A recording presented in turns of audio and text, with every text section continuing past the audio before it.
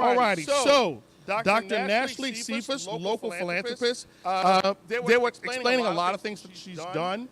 I think I'm going to do better than trying to put them all in a little tiny box. We're going to let you see exactly how wonderful this young lady is. Ladies and gentlemen, boys and girls, children of all ages, please bang your hands together for Dr. I'm going to say it strong, Nashlie Sephus. All right. Thank you all so much for your patience there. This is how technology works. I do regret that I'm not able to be there in person. I was really looking forward to it, but I had another obligation pop up with my job. But I do appreciate you all being here. And for those who are sticking around for the after party, if you will, on tomorrow at the Bean Path Makerspace, we invite you to come into the space and check us out as we're just getting started and opening up for, I believe there's an ice cream social. So I wish maybe save some in the freezer for me, so when I get back, I can eat a little bit. I know that we're kind of pressed for time, so I'm not gonna hold you all very long. I just want to give a quick talk here and really just charge you all because I think that the city of Jackson, Mississippi, as well as a whole, we need to keep going. We need some encouragement. We've been through a lot this past month or so, and just want to encourage you all. So let me share my screen here, and here we go. All right, hopefully you can see that.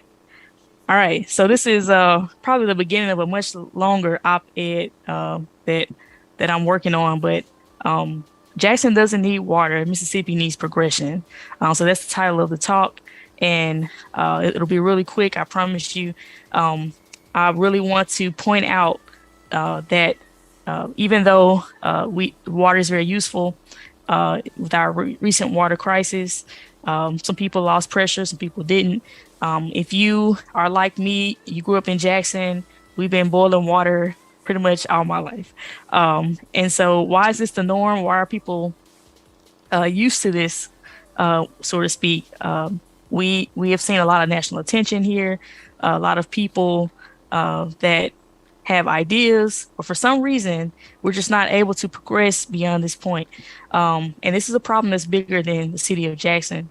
I charge all of Mississippi to understand where these problems lie and what we can do to help solve them.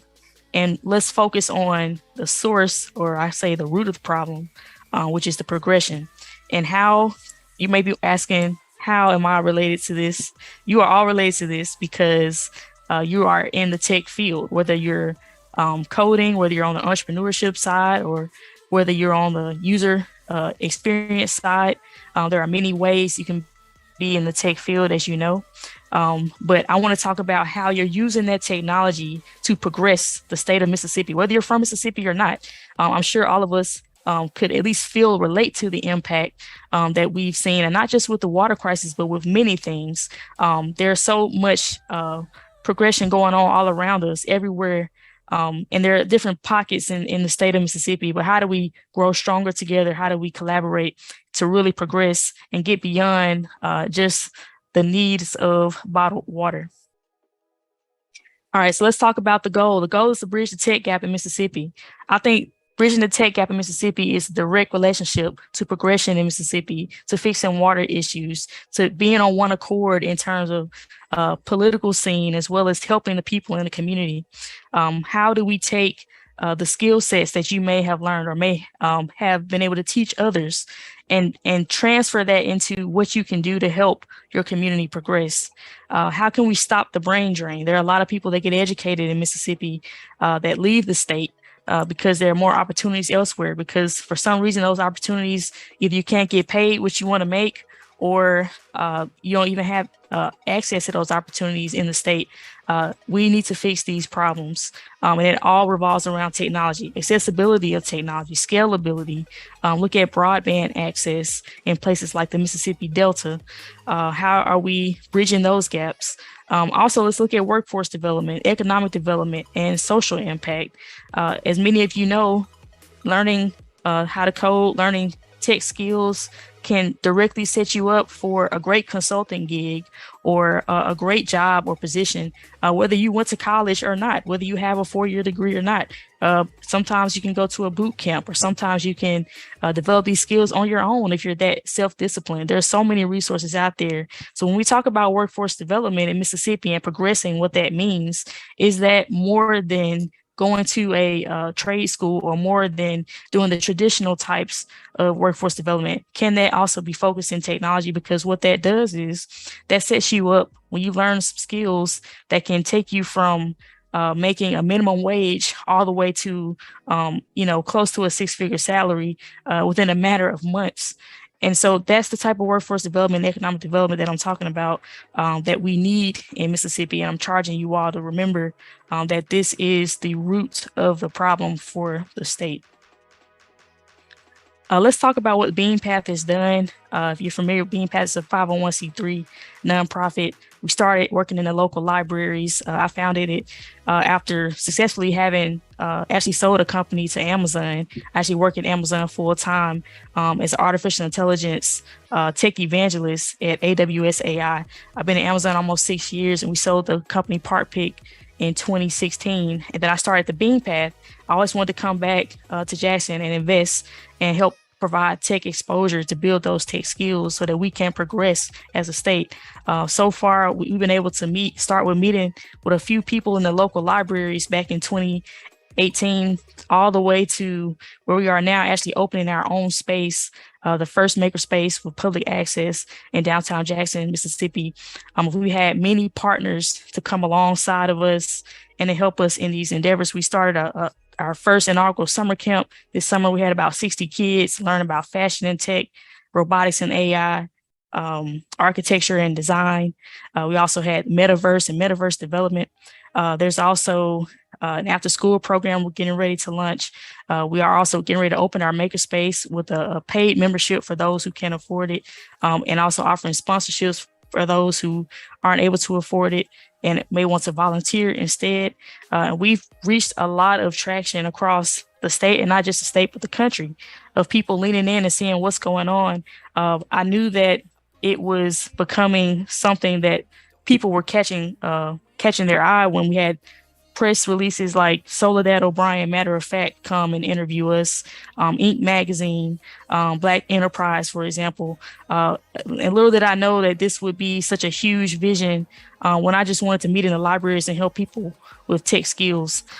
This, again, it provides that impact and that progression that Mississippi needs. And we've been able to not only take this one space, but purchase additional property. We now have 21 acres of land in downtown Jackson, Mississippi, and 8 buildings. We're going to build new construction to bring housing, event space, restaurants, lab space, commercial space. It is an ambitious project. I know it's a long-term project, but I'm in it for the long haul. Again, I'm a native of Jackson, and this is what the city needs. This is what the state needs. And why not start with the capital city in bridging the gap in these silos and building what we're calling the Jackson Tech District, where BeanPath is headlining that.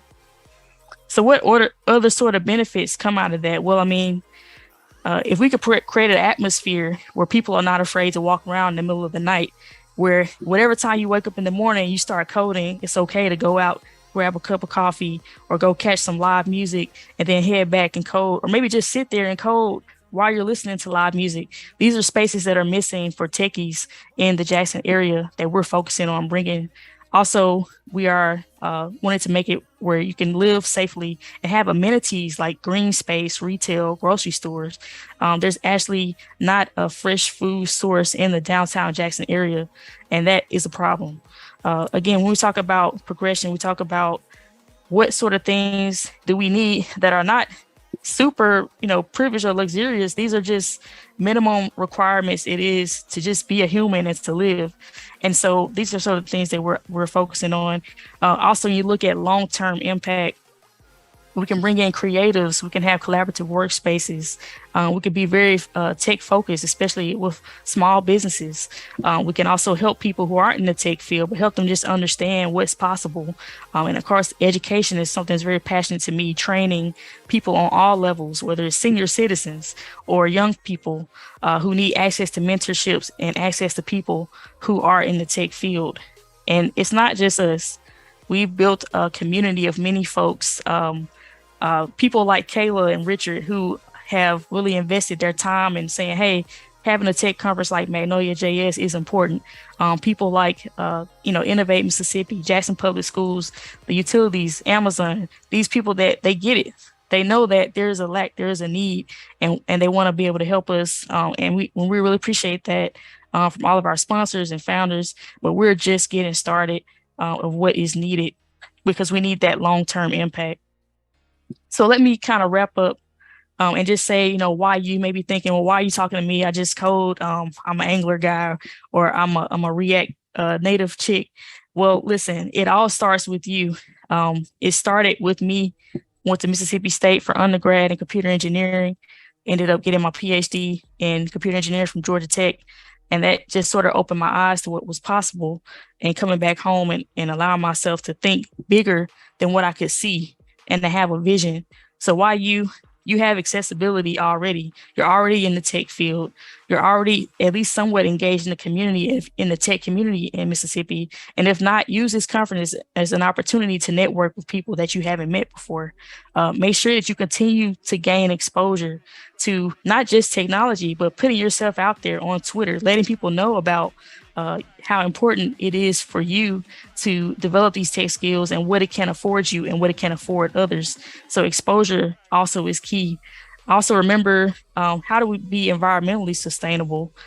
This is something that Mississippi can capitalize on because we have such a rich agriculture state. There are many trees everywhere. Many big cities don't have that, but we can capitalize on that along with our technical expertise that's continuously growing in the Mississippi area. Are we financially stable? Well, you can be if you're in the tech field. It can afford you many things. And remember that there's no limit, especially nowadays, to your access to technical expertise, experience, and education. It is out there. It's everywhere you turn. And remember that it's bigger than Mississippi. This is a global movement of using technology and innovation to better the lives of people. So keep all these things in mind, which are advantages to where you have as being in the tech community in Mississippi. And yes, it does exist. I get asked that question all the time. It's an entire tech ecosystem made up of the schools, the education, the entrepreneurship, the access to funding, the access to coders and people who are in the tech field and able to create and develop these things. And so I just want to close and saying, if not you, then who? That is the same thing that I asked myself when I first started down this journey. So again, I just want to say thank you all so much for allowing me. Apologize for the technical difficulties. Please, if you so inclined, check out our 4-year anniversary event. It's coming up October 8th at the Beanpath Makerspace. You can check out more details at beanpath.org. If you want to know more about the Tech District and what we're building, it's a slow process, but it's definitely sure. We also want to focus on events. If you have other ideas for events, feel free to follow me on all social platforms at Nashlie, or follow the Beanpath. And of course, we're always accepting donations. So you can definitely check us out there. So thank you all so much. And I'll give it back to Kayla and Richard.